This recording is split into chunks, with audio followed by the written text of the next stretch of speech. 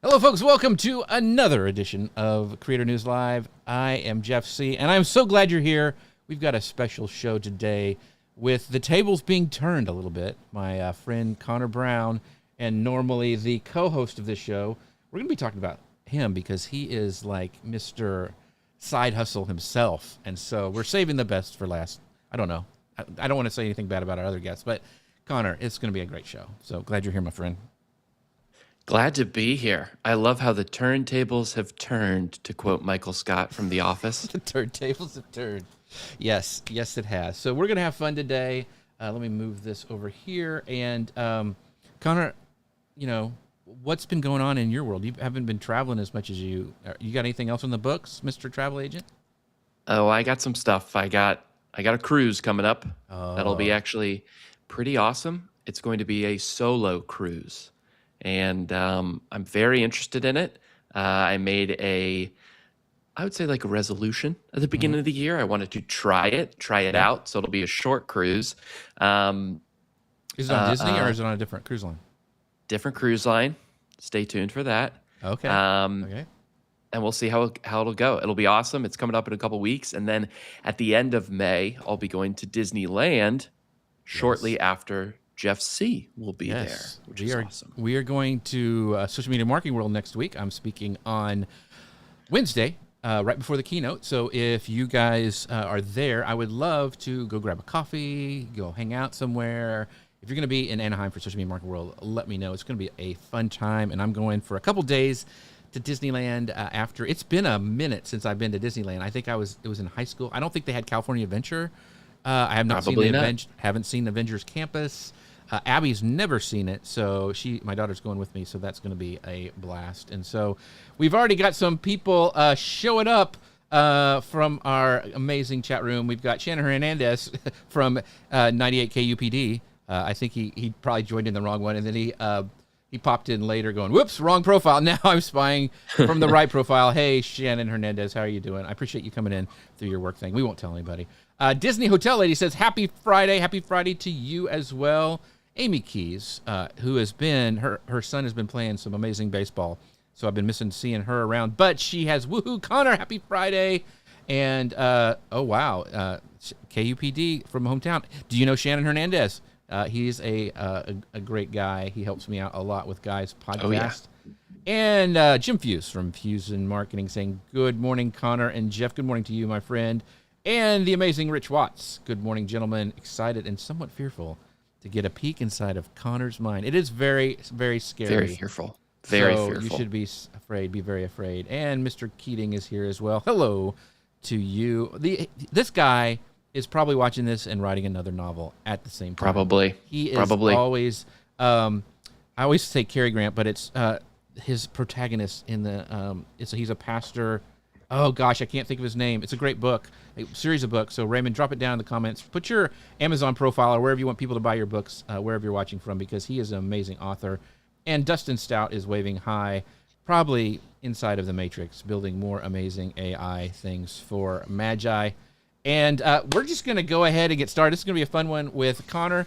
Let me get everything ready, and we will hit go on the podcasting machine. Make sure you guys ask your questions as we're going along today. If you have questions about side hustling, or you have friends who are like, hey, I'm thinking about starting something, mention them down below. Call them into the conversation. We would love to have them involved in the show as well. So here we go. Let me get started. Hello, folks. Welcome to Creator News Live. I'm Jeff C., and you're not. And I'm Conor Brown, and this is the show that keeps you up to date on what's happening in the world of the creator economy and so much more.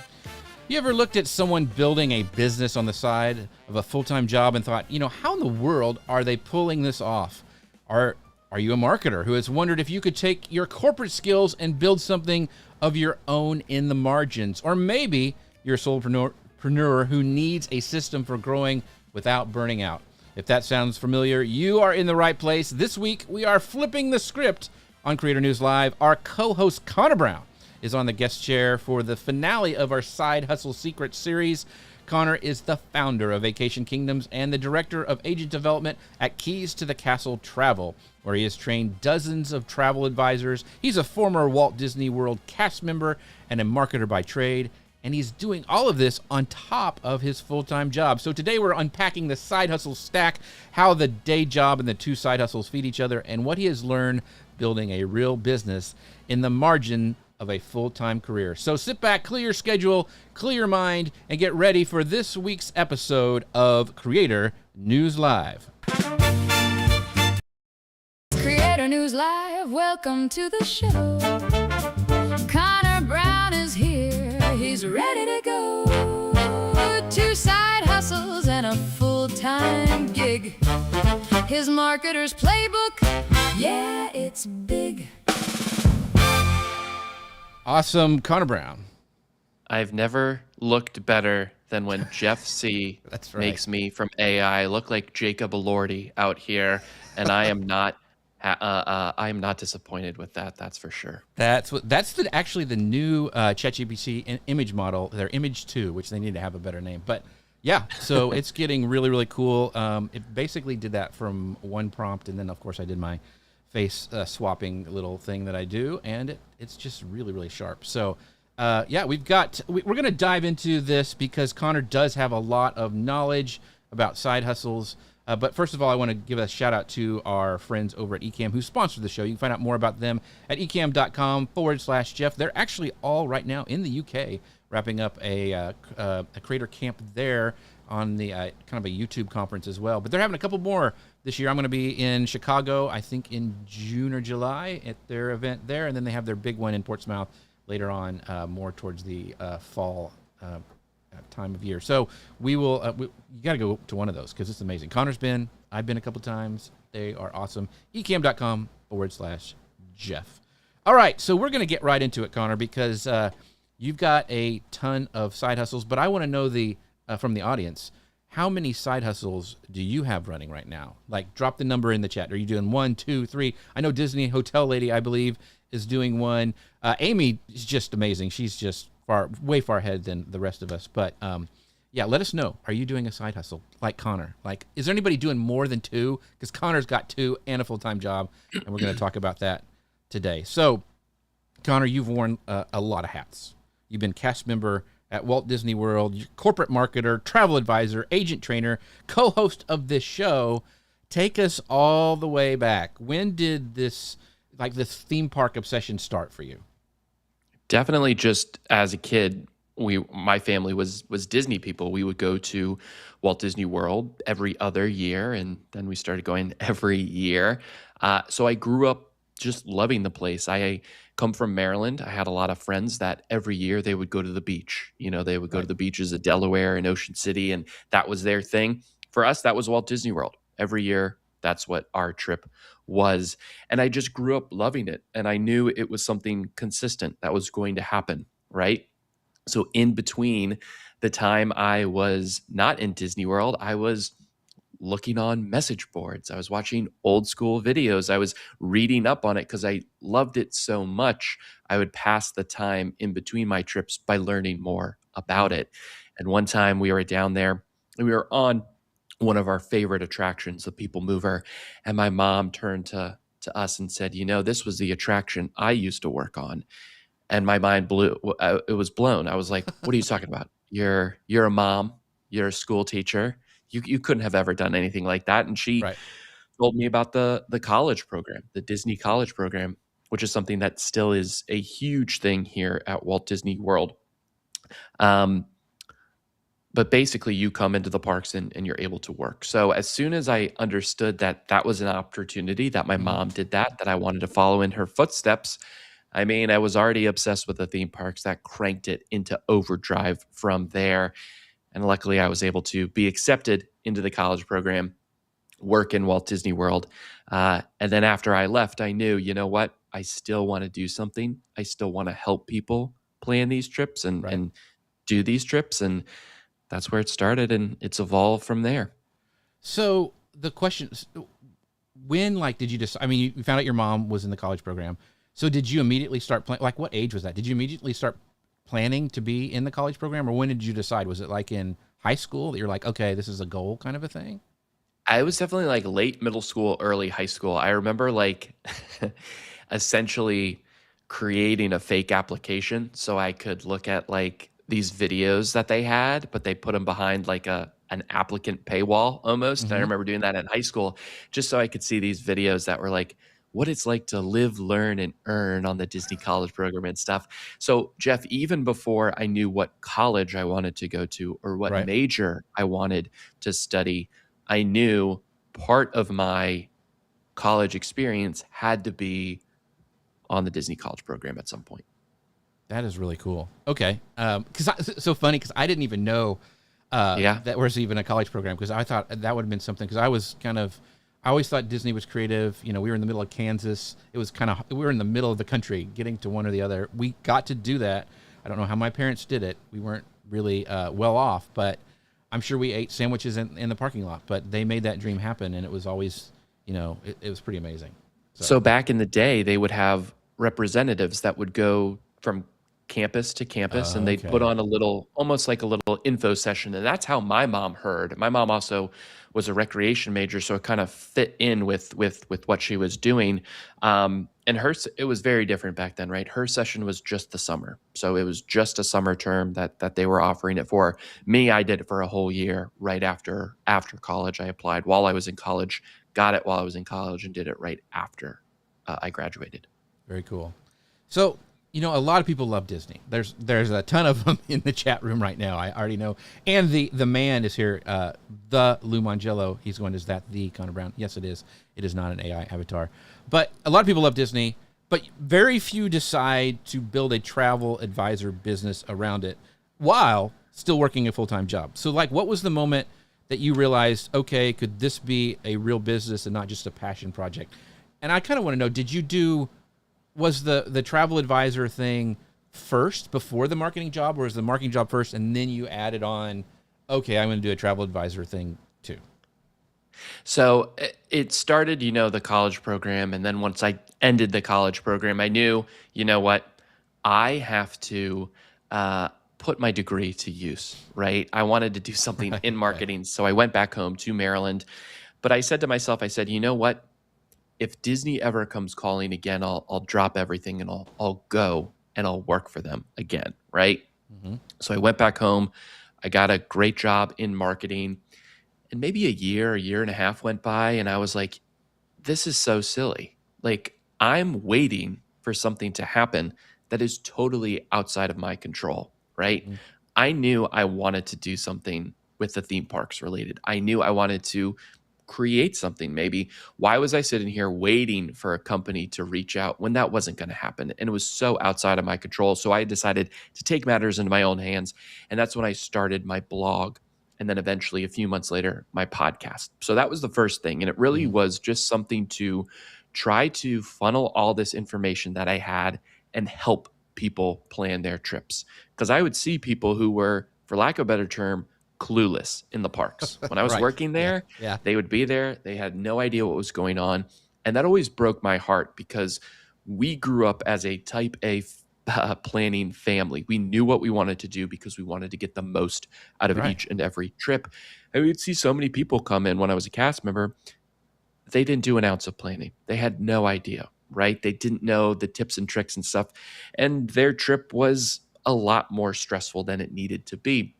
So when I started the blog and the podcast, it was really just that, to share my information for people who are trying to seek it out so that they can plan better trips and stuff.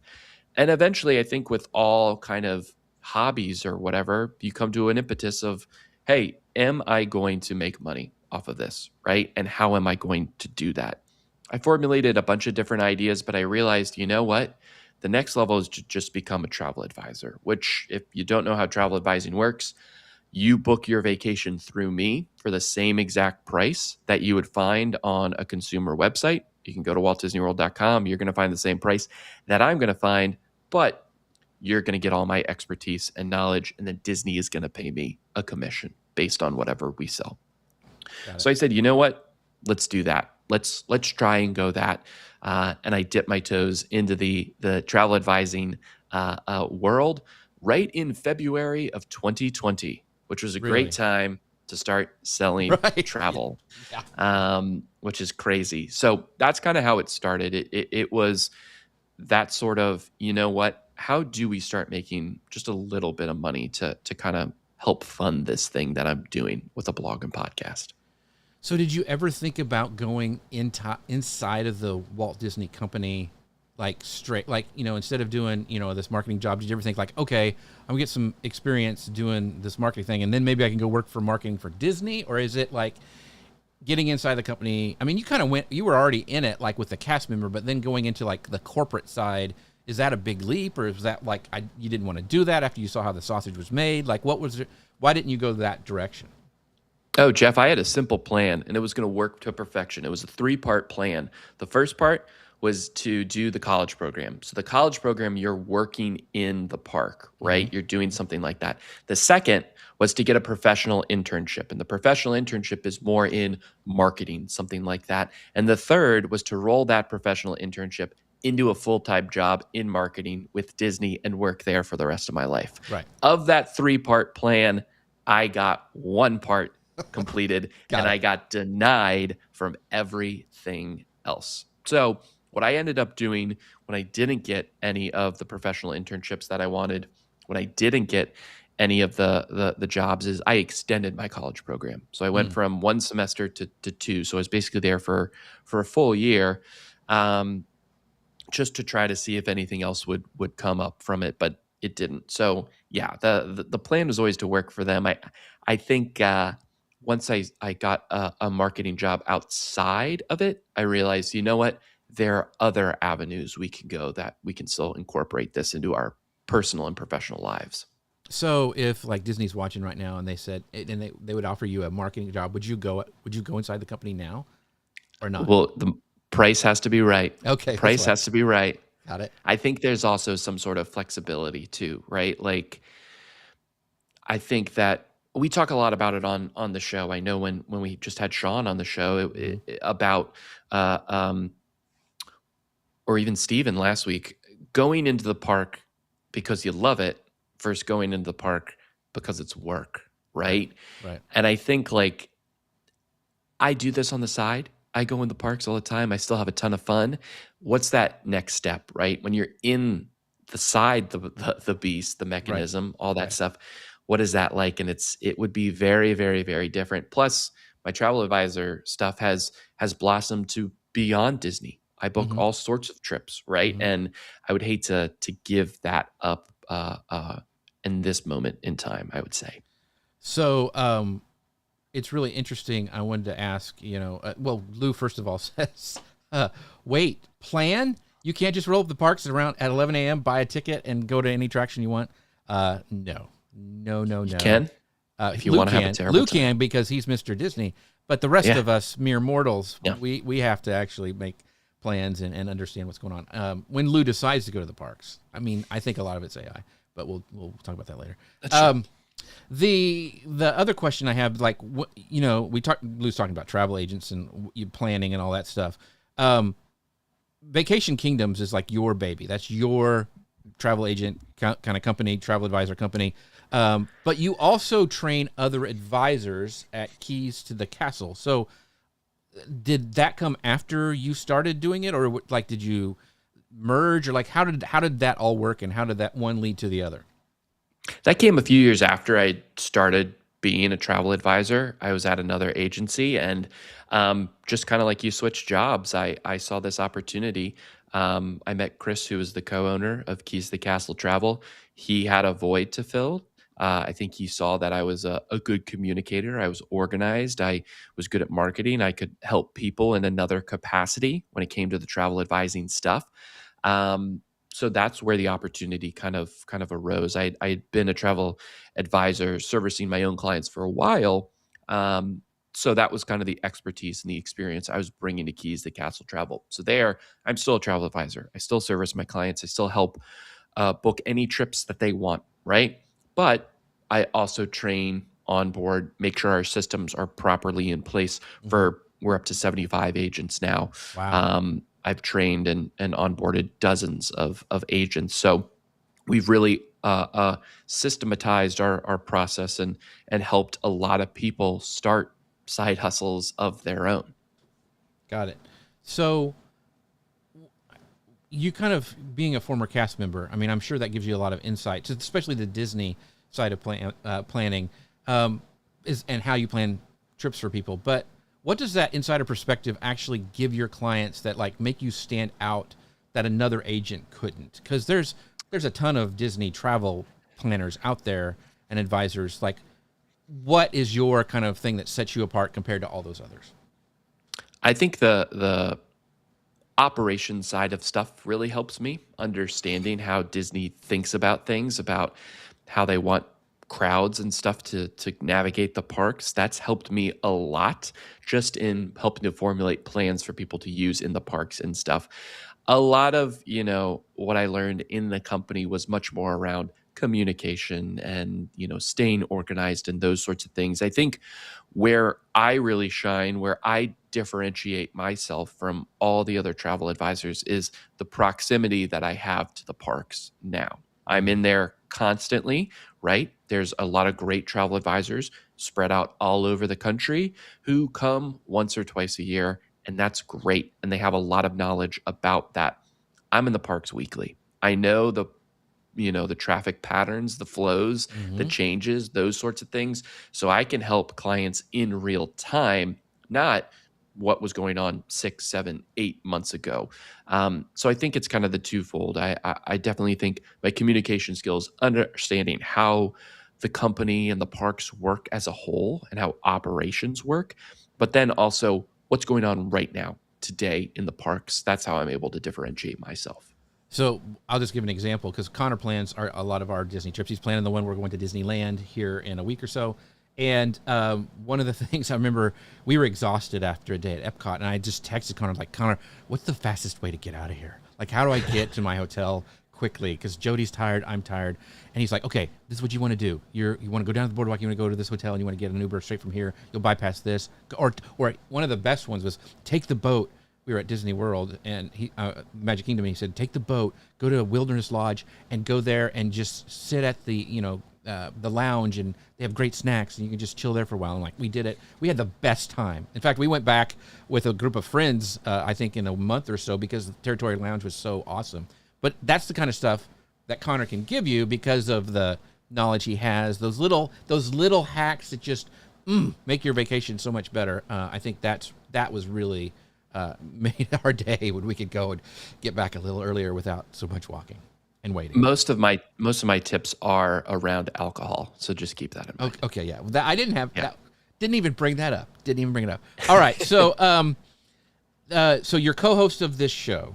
You run Vacation Kingdoms. You train advisors at Keys to the Castle, and you're still a full-time like corporate marketer for a company. So what does a typical week actually look like when you're juggling all that? Do you have certain days you do certain things? You put certain days, have certain buckets? Like, how do you manage all of this together?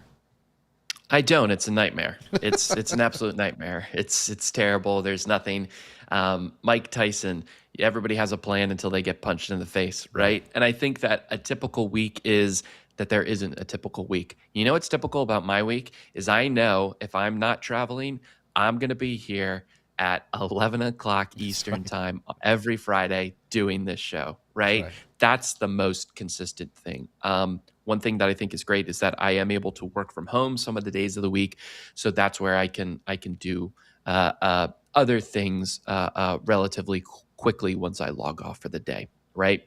So I think what my weeks really look like is understanding, all right, what do we have to do to market myself, which is what I use Vacation Kingdoms for?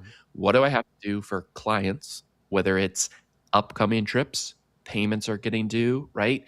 Or if there's a new promo coming out. Perfect example, last week, Disney just opened all of their travel and vacation packages for most of 2027 for Walt Disney World, right? So that meant a lot of people I had to reach out to who are interested in traveling in 2027. I knew that was going to be a big part of that week. Maybe there's reaching out to clients that I have quotes out there for, following up, right? And then there's also the servicing, the agent side of things. Where are certain agents in training, right? What are they doing? What do I need to follow up on? Do I need to get them anything? Do I have any questions that they need to do, right?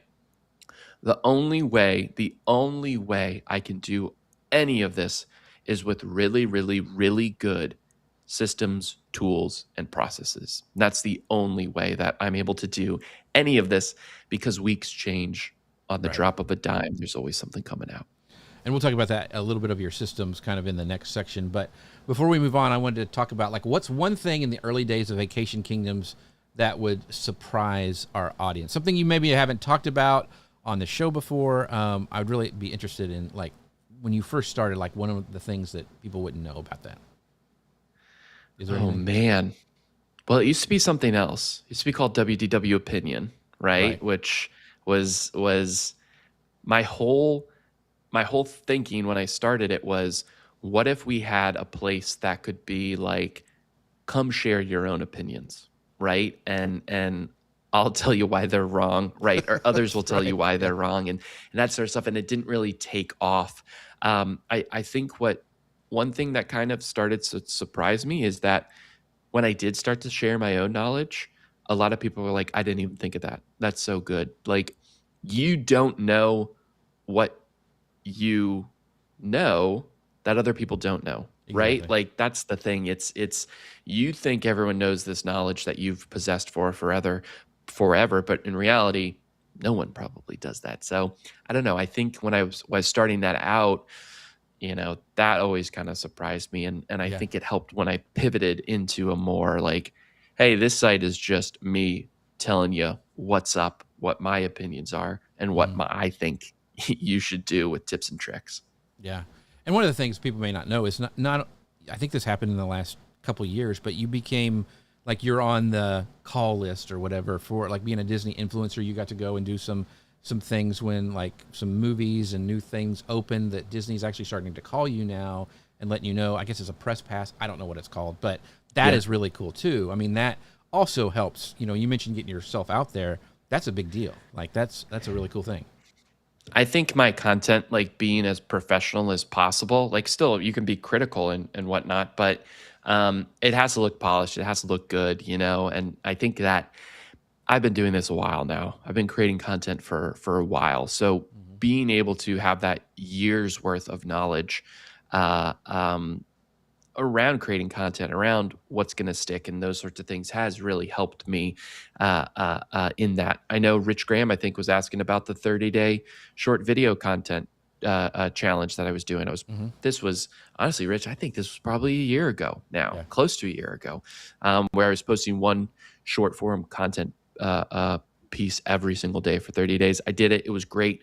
The thing I took away from it was just the consistency, and more so, if you're going to be inconsistent, it better be really, really good stuff that you're producing, right? Not just generic whatever every 2 weeks or something. No, it can be a little inconsistent as long as it's really, really, really good when you do show up. That is awesome. All right, so we're going to move on to our next section, but first we have a word really quickly from our sponsor. When your show deserves the very best, Ecamm stands above the rest. Ecamm.com/Jeff, won't you see? Broadcasting brilliance, easy as can be. Yes, thank you to our sponsor, Ecamm. They are amazing, and if you want to see how I put that together, you can have to come to my session or wait till I'm back, and we'll talk about that, I'm sure, on the show. So very, very fun. As we go on, I want to know, for this next section, marketers that are in the chat, or people, solopreneurs, everybody has to market. What is the one marketing skill that you brought from corporate job that still runs your business today? Like, maybe you are full-time doing your hustle, doing your own business, but everybody's had jobs before what they're doing, and, like, what's one skill that you learned previously that you have brought in to your business today? Conor's done a great job of sharing how he took his time as a cast member and turned that into his side hustle, and that grew to even now advising other agents as well as his own business. So I would love to know what you guys have taken away from a previous job that you're using in your current job. So We're going to talk about how all these hustles overlap, how the systems work together. But Connor, you're a marketer by trade. When you launch Vacation Kingdoms, what marketing techniques like you learned from corporate did you bring with you? And maybe something you had to unlearn. Like, it's really different being by yourself, even working from home as you do sometimes. Like, what did you kind of maybe have to unlearn, or some things you took over from your corporate job? I think the thing is just like trial and error. No matter what you're doing in marketing, it's big. So when you're working in corporate, all those things are at a much larger scale than a side hustle, right? So you can learn a lot quicker. So I think that has really helped me in the knowledge that has been backed up about trying it in the corporate world, right? And trying it at scale. So that's helped a lot. I think the things that I've had to unlearn is running it past anyone else. Like, I can do whatever I want. Like, I'm a solopreneur, right? So at some point in your corporate time, you're doing tasks, you're doing assignments, you're doing projects, and then somebody's going to look at it, right? Somebody above you is going to look at it and sign off and say, that's good, go for it. When you work by yourself, no one's going to sign off on it, right?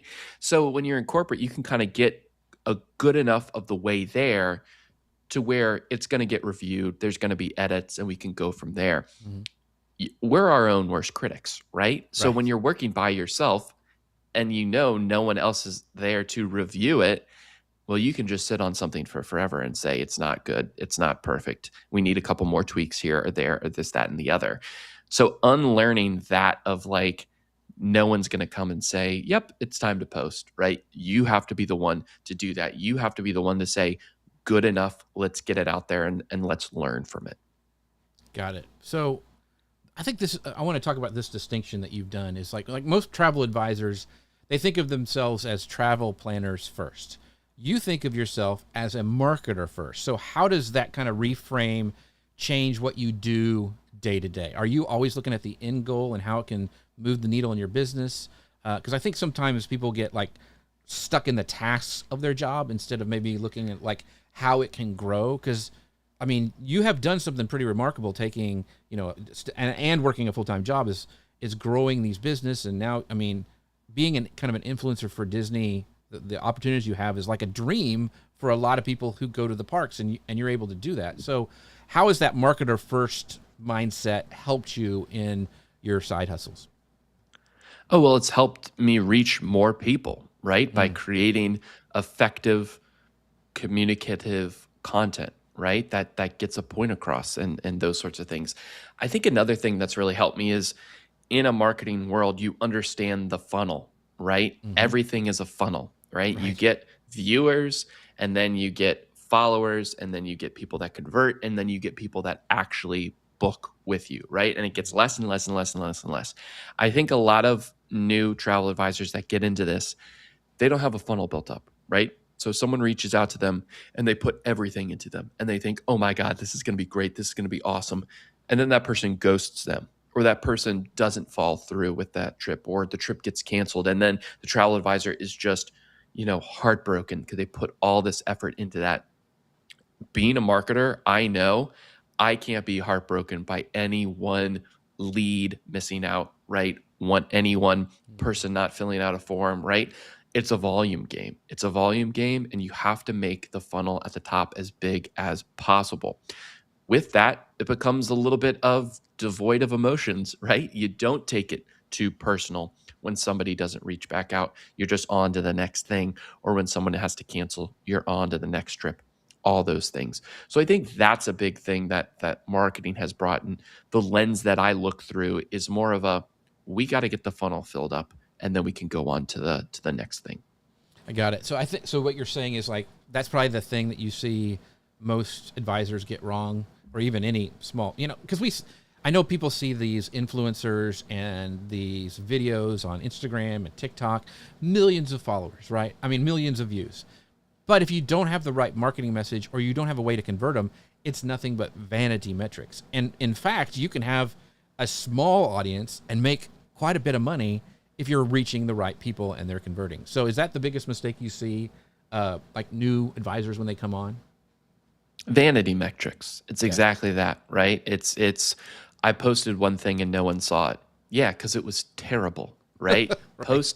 Post 20 terrible things, and maybe the 21st will be a little bit better, and maybe more people will see it. And then on your 50th post, maybe enough people will see it that someone reaches out, right? Like that's what it is. You have to get consistent with being putting yourself out there. I always tell the new travel advisors, I'm like, it doesn't have to be social media, right?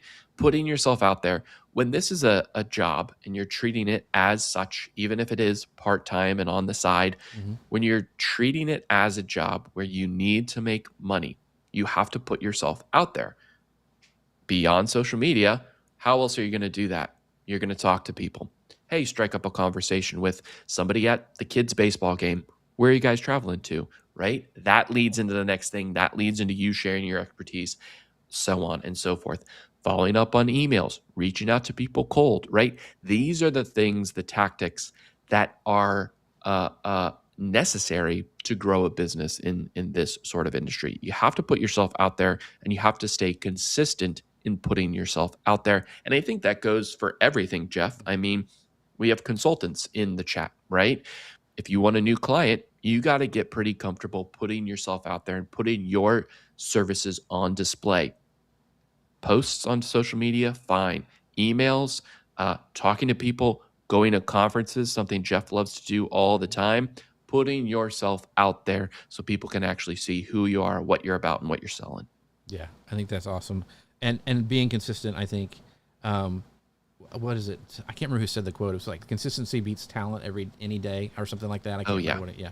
But I want to walk through like this framework you teach. So like if a brand new travel advisor showed up in your program tomorrow, what's the first thing you would have them work on? So we get them all set up with external training. So we walk them through, the Disney trainings, the Universal trainings, and a couple other vendors that we work with. We want to get that all understood so that they understand the products themselves, right? Because booking as a consumer is very different than booking as a travel advisor. So you want to know the products that you don't know as well.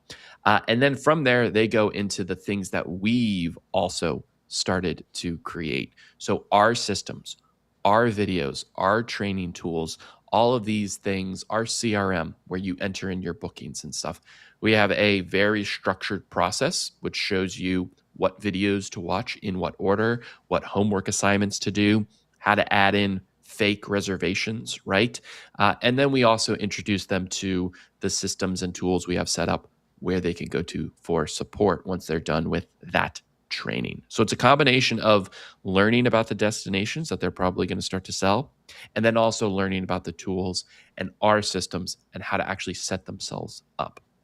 Cool. Very cool. It seems like that kind of training doesn't happen a lot on a lot of agents that I have talked to and know about. So this is a great question from Disney Hotel Lady. And make sure you guys watching that you drop your questions in the chat. We'll try to bring up as many as we can during today's show. But she says, what, Conor, are the top 5 tips for someone starting their side hustle, what you wish you knew when you started?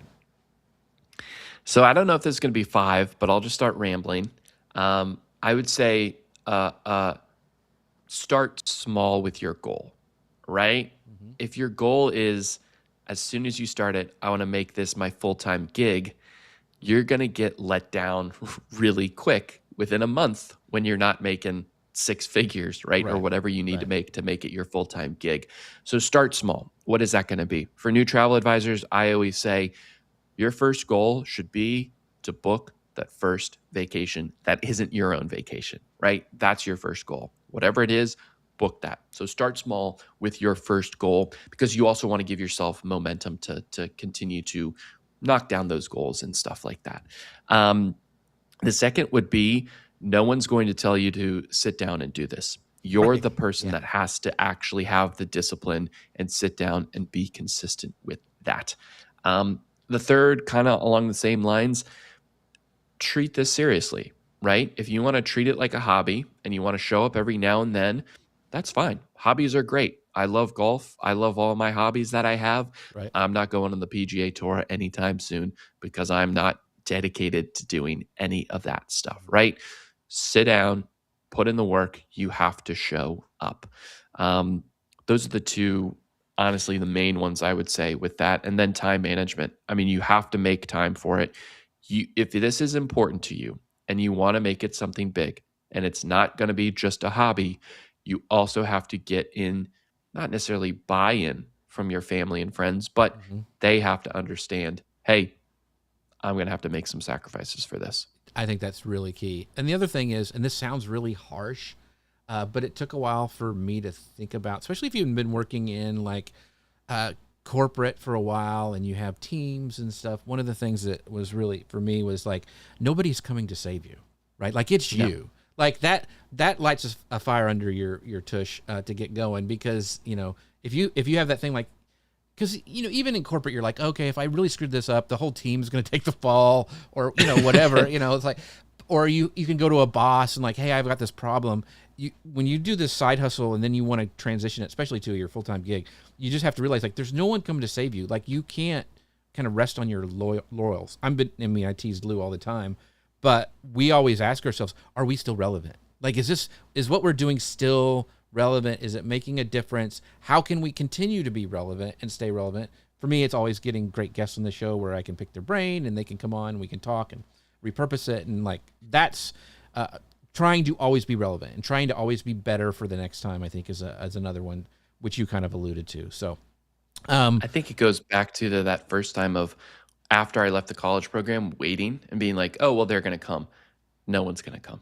No one's going to come for those opportunities. Yeah, you got to make I do believe in luck, but I believe in luck only occurs and to the fullest benefit when you're in a position to take advantage of that luck, right?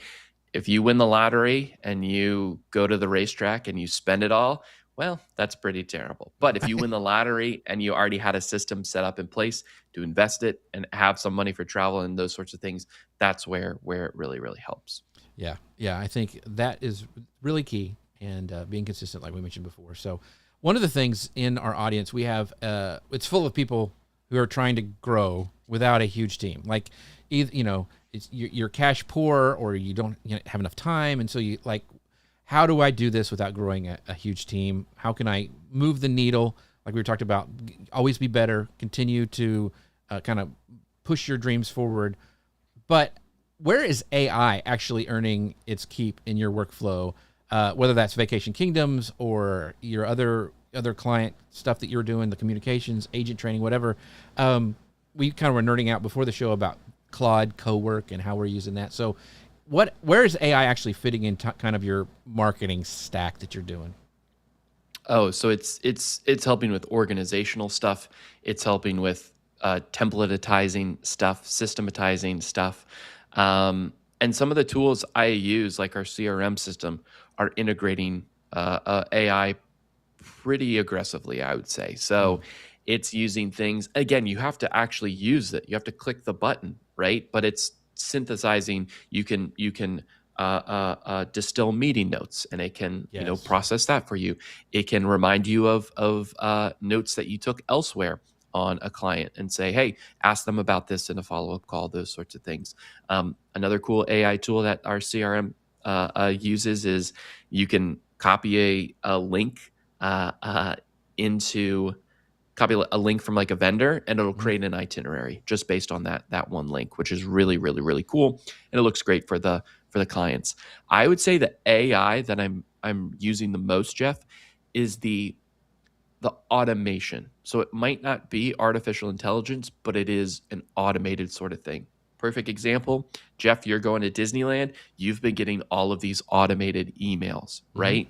Mm-hmm. I set up all these emails that walk my clients through how they're going to plan for their trip, important things they need to know about, when important dates are coming up, like when their dining reservations open or when their final payment opens. I set those up years ago, right? And they're awesome. I created them. I tweak them all the time so they stay relevant. But once Jeff books, I click one button, it adds all those automated emails, and it sends it out in the cadence that I want it to, and I don't ever have to actually send an email after that. So that's helping me be a better travel advisor. And that's automating things so that I can focus on bigger picture, more tactical stuff. I mean, that sounds simple, but there you can tell there's a lot of work, because I've been getting those emails because of, one, I asked for them because I want to go to Disneyland. It's been a while, and they are very, very helpful. I mean, Abby's getting them too, and so we're hey, did you see Connor's latest email? We need to do this, and don't forget we need to go try to do this. And so those have been really helpful, and it seems simple, but it's a huge touch point that most places don't do. And I think it's important that you guys think about setting that kind of stuff up. And it's, once you get going on it, once it's done, and you don't have to.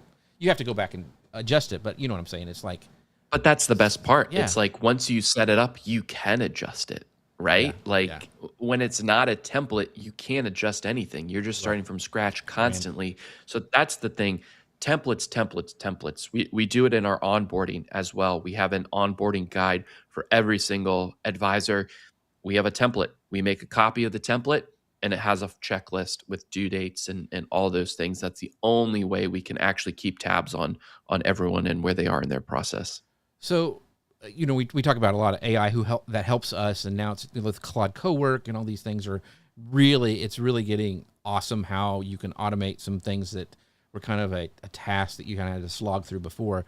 Do you ever worry, Connor? Because I noticed that like Claude now has a connection with, I think, TripAdvisor and some of these other things. Do you worry that, I've seen articles like, we won't need travel agents anymore because we'll just ask AI and it'll plan our trip and give us everything and set up everything. Do you worry about that at all in your industry? So more and more often, I'm getting new clients reaching out saying, hey, this is what ChatGPT told me, right? I just had a client who came up with a ChatGPT Ireland or itinerary for Walt Disney World, right? It was average at best. Right. Do I worry about it? Maybe if anyone wants to, pardon my French, Jeff, half-ass anything, right? Because that's what it is, right? Like, right. You want a diet plan? Yeah, you can go to ChatGPT. You know who's going to help you even more? A personal trainer or a nutritionist, right? Like some sort of guide personalized to you. I think all of those things are still great jumping off points. It can have a great itinerary for you. How do you actually book it, right? What is the actual best hotel? You're going to want advice from a real person, me, not a synthesized, distilled down advice from ChatGPT that's just looking on the internet and stuff. And I think the other important point is I've shared a lot of stuff on the internet.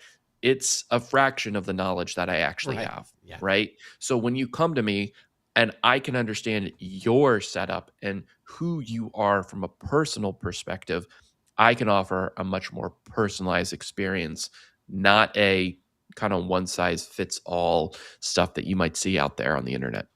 So I know that was the biggest thing I think when I first started, going back to the Disney Hotel Lady's question, was that when I started, I was really nervous about sharing information because I thought, why would they hire me if I'm giving out this stuff?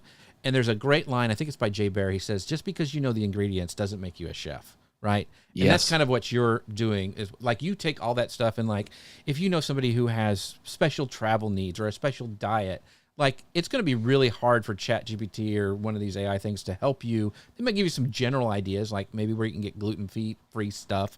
But like if you like, hey, I struggle with walking, like where do I need to stay? Should I pay extra to stay on property? I mean, all those things, those little nuances that are for you and your individual needs, only Connor can answer because it's just not there yet with all the AI stuff. It can help, but it's not perfect, I guess. Exactly. Yeah.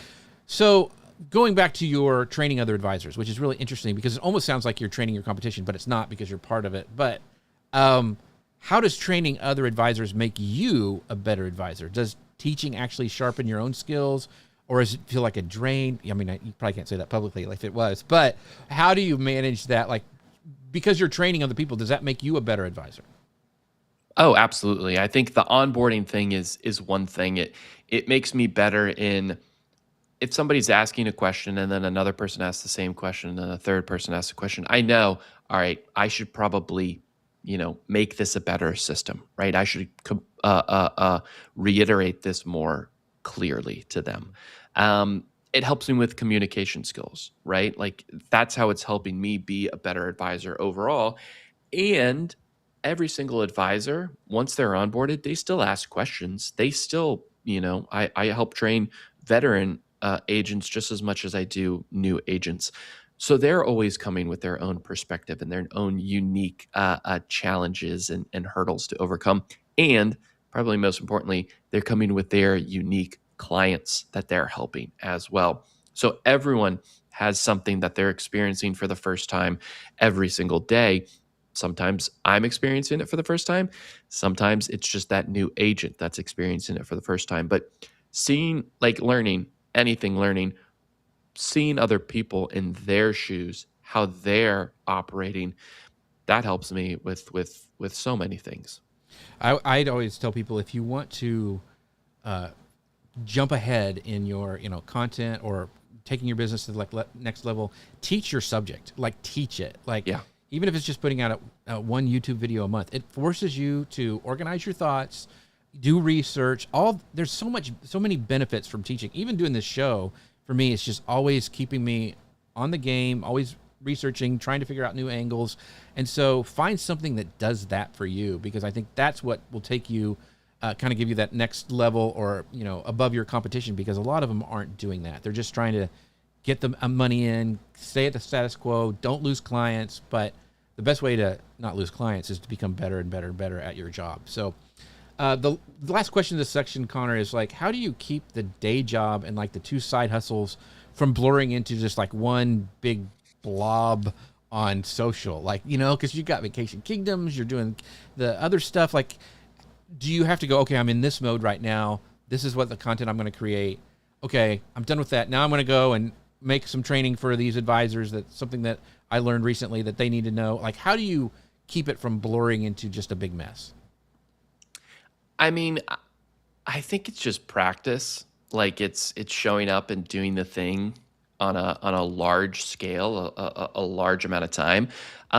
For me, I'm myself in every single thing that I'm doing, right? Like I try to be funny, whether it's on this show, whether it's in my content for Vacation Kingdoms, whether I'm training an advisor, and I try to be clear and communicate effectively too, right? So that's easy. Like that, I don't have to put on a different hat. I'm just Right. doing the same sort of thing.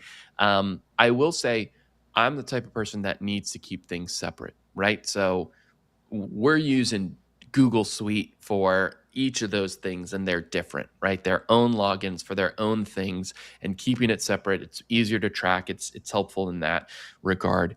So yeah, I do know going into it. All right, I'm creating this thing for that, so I have to present myself in this way. But at the end of the day, I'm still me, and I'm still doing it. I just have my checklists kind of intertwined with everything. Got it. So this next section, we're going to kind of wrap up some advice for creators that you have from, you've been doing this for a while. So as long as I've known you, Yeah. so you live the side hustle life yourself and you teach others how to do it. So what's kind of the one piece of side hustle advice? Because you've seen most all of our shows. We've talked about this in this series. What's a piece of advice out there that you think is actually wrong or at least overrated? Oh man. This is why you read the I questions think beforehand. I did. Yeah, I told you I got to the first two sections. Yeah. I think the big thing is that it's okay for this to always be a side hustle. It's okay for it to always, be something that isn't the full-time job. I think there was a long time where people were constantly saying, you got to quit your job. You got to quit your job. You got to go full in. You got to do that one thing, right? Forget the day job, the corporate gig. And it almost was so belittling to people that did have it on the side, because it was like, oh, well, if you're not doing this full time, you're a loser, right? You haven't amounted to anything, Right. which is so far beyond that point. I think we're getting to a place in time where the more side hustles we can have, the better. We can diversify ourselves overall.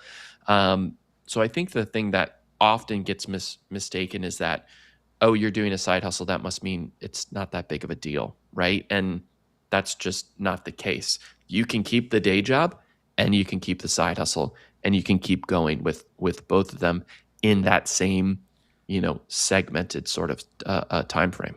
Yeah, we had Tanya on a couple weeks ago, and she's been doing it for 20 years. And she's just now thinking about maybe quitting her full-time job and doing this as she kind of retires. Like, that's a lot. Like, and the thing is, and we joked about it on the show, is she's been doing it for so long that I actually thought her side hustle was her full-time job. Like, because she's got content out there, all that stuff. And like, I think people would see that about you too. They wouldn't know that you have a full-time marketing job as well. So I think that's kind of cool. And I think it's okay to also go back. Like, I did the thing where I didn't have a full-time job for a couple of years, where I was doing my own thing, and it was lucrative and it was good. It just, the consistency wasn't there, right? Like the paycheck. And when you're someone like me that does that, consistency helps me like not stress and focus on creating good content and helping people more effectively. I think it's okay to also, bounce back and forth. Like, maybe, all right, 2 years, I do have a corporate gig. All right, 3 years, I don't. And then I come back, and it's much like life, Jeff. It's ever evolving, and there's seasons and peaks and valleys and all that. Exactly. So if somebody is watching right now who's a marketer at a corporate job, who's thinking about starting their own thing, what's the one thing you would tell them to do this week? Oh, it would be to, it depends on what kind of marketer you are, right? Because marketing in the corporate world is becoming much more segmented, much more specialized, right? So I would say, what's the one thing that you're really, really good at in marketing? And go out and purchase something that you can use to build a business off of. So if it is if you're in social media for your day job, go out and get an account that you can start posting to in your free time. If you're a great email marketer, go sign up for a Kit account, right? You're going to have to pay a little bit money out of your pocket, but start writing newsletters in your free time. If you do paid advertisement, paid marketing, what's a website that you can purchase and get launched really quickly and start running ads to it in your free time? Could be a couple bucks a day, right? Take what you already know and put it into your real life and see, how can I start to make money off of the knowledge I already have? That is great advice. And that's a perfect way to transition to, what's next for Vacation Kingdoms and your work at Keys to the Castle. Is there anything special coming up that we should know about? And this is the time where you can tell everybody about where to find Conor Brown and all the amazing travel stuff that you got. There's so much going on. There's always so much going on. It's a great time to travel. It's always going to be a great time to travel. If you want to go anywhere, and while my specialties are Walt Disney World, Universal Orlando, Disney Cruise Line, I book a whole myriad of other things: Viking River cruises, Royal Caribbean cruises, other destinations around the world. I'd love to help you plan that trip. You can reach out at Conor, CONOR, at vacationkingdoms.com. If you sail on cruises, I can help you get some onboard credit as well, which always comes in handy. What's next for Keys to the Castle? We're always booking new things. We're always helping new people. There's another side hustle that will be coming soon, Jeff. If you are an existing travel agent and you want a little bit more training, maybe stay tuned, because we might have something coming out relatively soon. Very cool. Yeah. So connect with Conor everywhere. He's got great content. And also, he's on this show quite a bit. So always catch him here 10 a.m. Central on Fridays. And with that, we like to thank the amazing chat room. We've got Lou, of course, in there, but mostly Disney, who is a great longtime supporter. Amy Keys, Raymond, Keating, everybody. We appreciate you, because we wouldn't be able to do this show without you. Thank you to our sponsor, Ecamm. You can find out more about them at ecamm.com. /Jeff. Go there and use code Jeff15 to save 15% on your first purchase. And with that, we thank once again the chat room. You guys are amazing, because you are there's no chat room like it. The Creator News Live chat room, the best chat room in the world. Have a great week, everybody. Yeah. We'll talk to you later. Bye now.